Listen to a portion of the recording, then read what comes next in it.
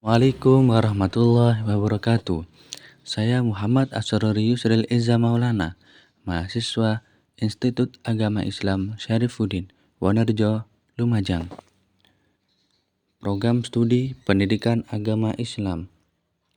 Di sini saya akan membahas salah satu bab dalam buku fikih. Untuk memenuhi tugas media pembelajaran dengan dosen pengampu Bapak Dr. Ahmad Ikhwanul Muttaqin, MPDI. Baik, di sini saya mencari referensi dari buku Madrasah Sanawiyah kelas 7 atau kelas 1 dengan penulis Masyhuri, editor Aris Adi Leksono, cetakan pertama tahun 2020. Baiklah, sekarang kita akan membahas sedikit tentang bab dalam fikih, yaitu bab nomor 2.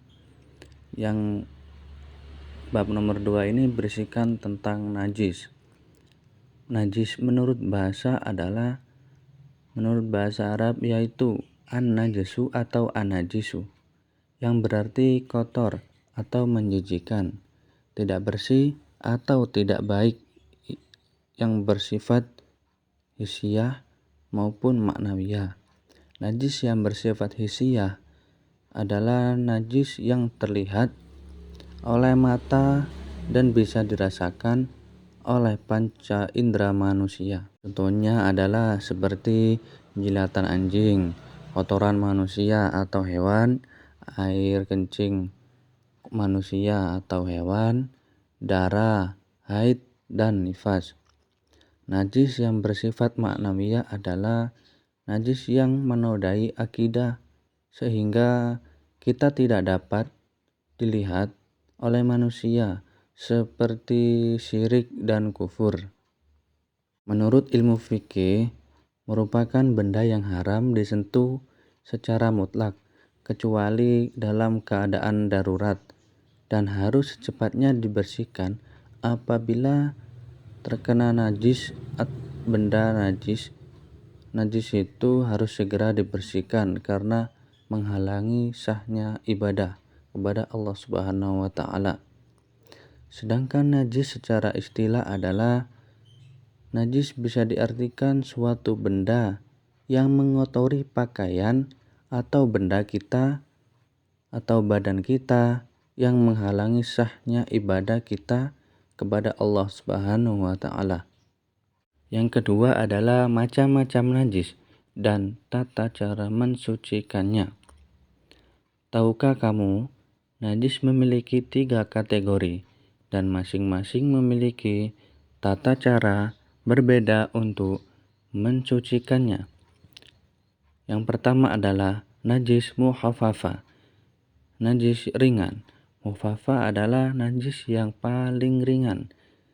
Contohnya seperti air kencing bayi laki-laki atau perempuan yang belum makan apapun kecuali air susu ibunya. Cara mensucikan najis mukhaffafa tersebut adalah cukup dengan memercikan air di bagian yang terkena najis sampai benar-benar bersih. Yang kedua adalah najis mutawasito, najis sedang.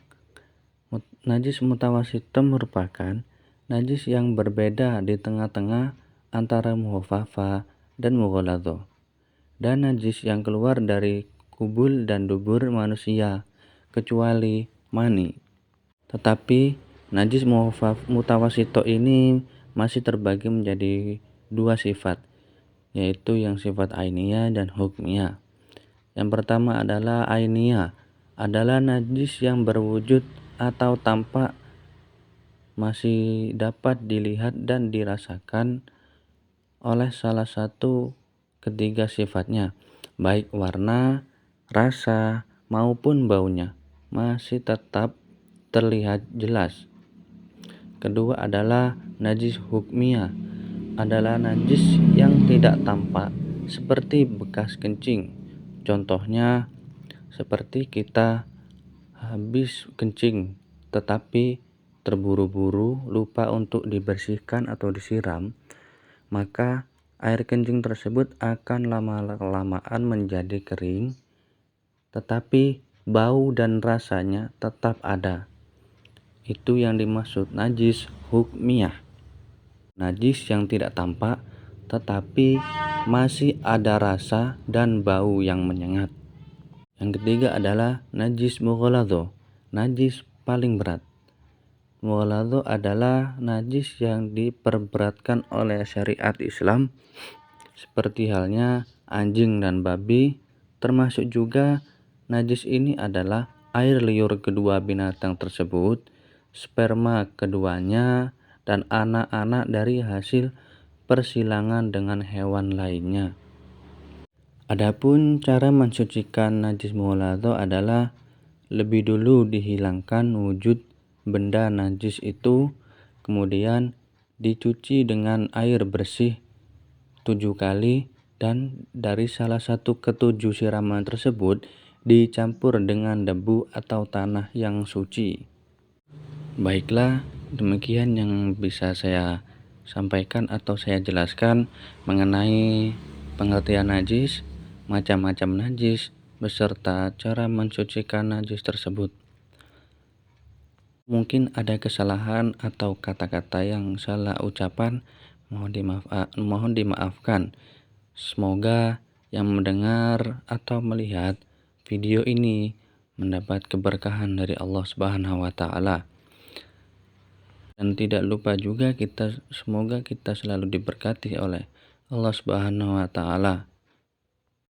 Kita bertemu lagi dan berjumpa lagi di video selanjutnya. Jangan lupa like and subscribe. Demikian dari saya. Mohon maaf yang sebesar-besarnya. Ila akhirih. Wassalamualaikum warahmatullahi wabarakatuh.